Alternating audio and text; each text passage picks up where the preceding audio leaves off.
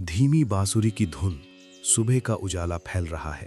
पत्तों से छनकर आती रोशनी धरती पर पड़ रही है। राजगीर के पास बोधि वृक्ष के नीचे गौतम बुद्ध शांति से बैठे हैं। चारों ओर मौन है, बस हवा की हल्की सरसराहट और पक्षियों की आवाजें हैं।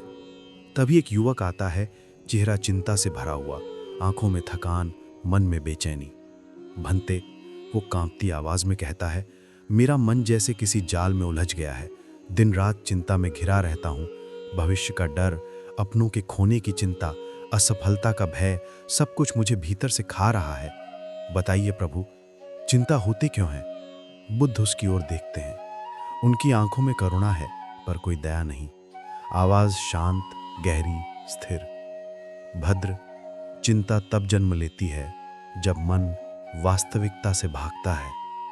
तू सोचता है कि चिंता बाहर से आती है, किसी घटना, व्यक्ति या परिस्थिति से, पर सच यह है कि चिंता भीतर से उठती है, तेरे अपने विचारों से। युवक सिर झुकाकर कहता है, पर भंते, मैं तो सिर्फ अपने परिवार, अपने भविष्य की चिंता करता हूँ। क्या यह गलत है? बुद्ध मुस्कुराते हैं। चिंता और जिम्मेदारी एक नहीं है। जब तू किसी कार्य को मन से करता है, वो जिम्मेदारी है। जब तू उस कार्य के परिणाम को पकड़े बैठा रहता है, वो चिंता है। कर्म तेरा अधिकार है, पर फल का नियंत्रण नहीं। तू भविष्य को पकड़ना चाहता है, यही चिंता की जड़ है। वे थोड़ी देर मौन रहते हैं, फिर कहते हैं, चिंता विचार का दूसरा नाम है। विचार तब तक चलता है जब तक तू उसे सच मानता है। जैसे कोई आग में लकड़ी डालता रहे, आग जलती रहती है। जब लकड़ी डालना बंद कर दे तो आग बुझ जाती है। विचारों को देखना सीखो, न उनसे जुड़ना। यही पहला मार्ग है स्मृति, यानी सतर्कता। युवक ध्यान से सुनता है। बुद्ध कहते हैं, हर बार जब चिंता उठे, बस उसे देखो। मत कहो कि ये मेरी चिंता है, बस कहो कि एक विचार उठ रहा है। वो विचार आएगा, रहेगा और चला जाएगा। तू साक्षी है, तू विचार नहीं। बोधि वृक्ष की पत्तियां हवा से हिलती हैं, मौन फिर गहरा होता है। युवक की आंखें नम हैं। वो धीरे से कहता है, भंते, आज पहली बार लगा कि चिंता मुझसे बाहर भी हो सकती है। बुद्ध मुस्कुराते हैं।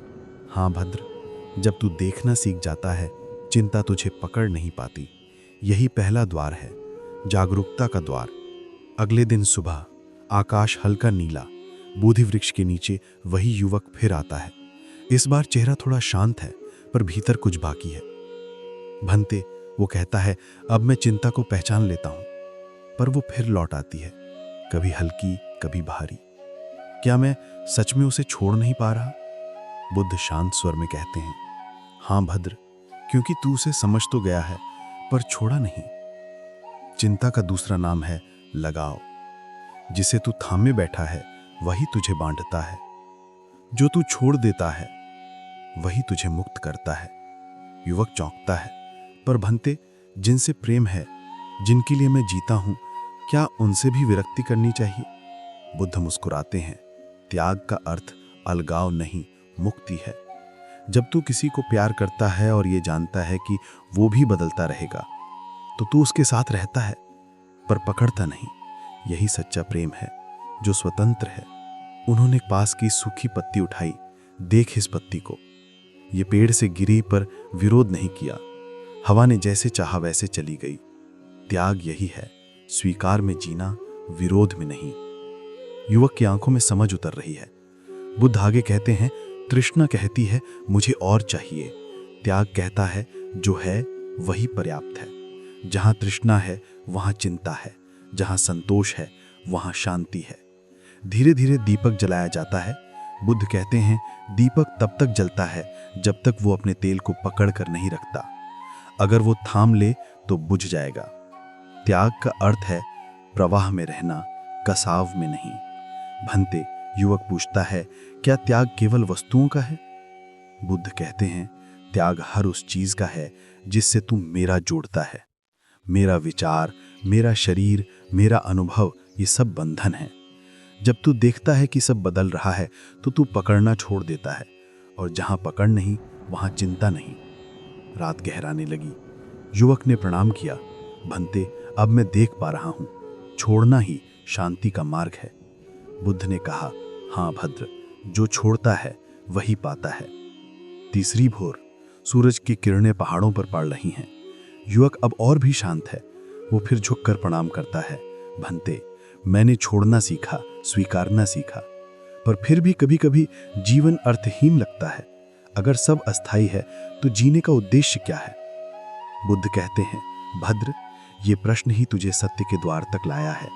अब समय है सम्यक दृष्टि का, सही समझ का। वे धीरे बोलते हैं, 3 सत्य समझो, अनिच्छा, अस्थिरता, दुख, असंतोष और अनत्ता, निरअहंकार। पहला, सब अस्थाई है। शरीर, भावनाएं, संबंध सब बदलते हैं। जो इसे स्वीकारता है वो भय से मुक्त हो जाता है।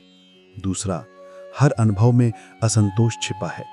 तू सुख को पकड़ता है, दुख को भगाता है। यही संघर्ष चिंता बनता है।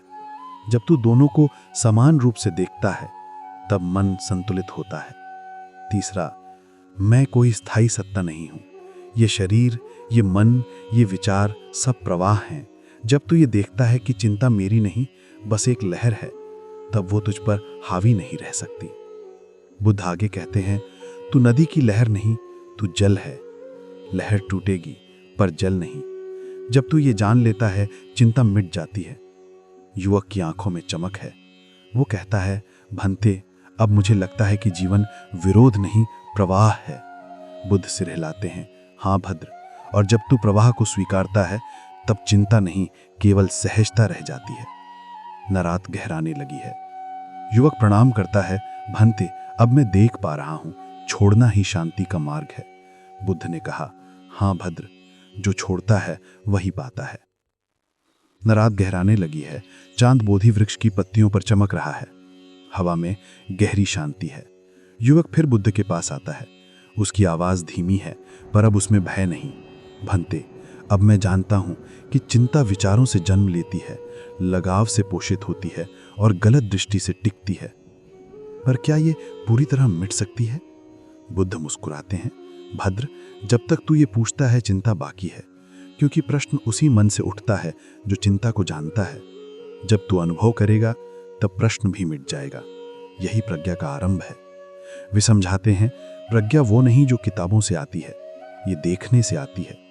जब तू हर अनुभव को समझता है बिना निर्णय के, तब भीतर प्रकाश चलता है। प्रज्ञा वो सूरज है जिसके आने पर चिंता का अंधकार खुद मिट जाता है। फिर कहते हैं, पर केवल प्रज्ञा पर्याप्त नहीं, उसे करुणा चाहिए। जब तू दूसरों के दुख को समझता है, जब तू देखता है कि हर कोई उसी भय, उसी चिंता में जी रहा है, तब तेरे भीतर प्रेम जागता है। करुणा वही चाबी है जो आत्मा के द्वार खोलती है। उन्होंने एक कथा सुनाई। एक स्त्री अपने बेटे की मृत्यु पर मेरे पास आई। वो रोती रही। मैंने कहा, जाओ उस घर से राई का दाना लाओ जहां किसी की मृत्यु ना हुई हो। वो हर घर गई, पर हर घर में कोई शोक था। जब लौटी तो रोते रोते मुस्कुरा रही थी। वो बोली, अब समझ गई भंते, दुख केवल मेरा नहीं। उसी क्षण उसकी चिंता मिट गई। बुद्ध बोले, जब तू देखता है कि चिंता कोई निजी शत्रु नहीं बल्कि मनुष्य होने का स्वाभाविक भाव है, तब तू उससे लड़ना छोड़ देता है। वो समझ बन जाती है और समझ में शांति जन्म लेती है। धीरे धीरे हवा चलती है। दीपक की लौ स्थिर है। बुद्ध कहते हैं, चिंता को मिटाना नहीं, बस देखना है। जो देखा गया वो मिट जाता है, जो समझा गया वो पार हो जाता है। यही मुक्ति है। युवक की आंखें चमक रही हैं। वो कहता है, भंते, अब मैं जानता हूं कि चिंता को मिटाने की कोशिश ही चिंता का दूसरा रूप है। उसे समझना ही पर्याप्त है। बुद्ध मुस्कुराते हैं, हां भद्र, समझ ही मुक्ति है। जो समझ गया वो जीत गया, जो छोड़ गया वही पा गया। वो प्रणाम करता है। उसके चेहरे पर गहरी शांति है। बुद्ध की आवाज हवा में गूंजती है। जो जीवन को जैसा है वैसा स्वीकार लेता है, वो चिंता से मुक्त हो जाता है। ये अंत नहीं, आरंभ है उस जीवन का जो भीतर से मुक्त है, जहां केवल शांति है, और वही शांति बुद्धत्व है। बांसुरी की धीमी धुन लौटती है। बोधि वृक्ष की पत्तियां हवा में झूमती हैं। दृश्य धीरे धीरे धुंधला होता है। बुद्ध शांत बैठे हैं।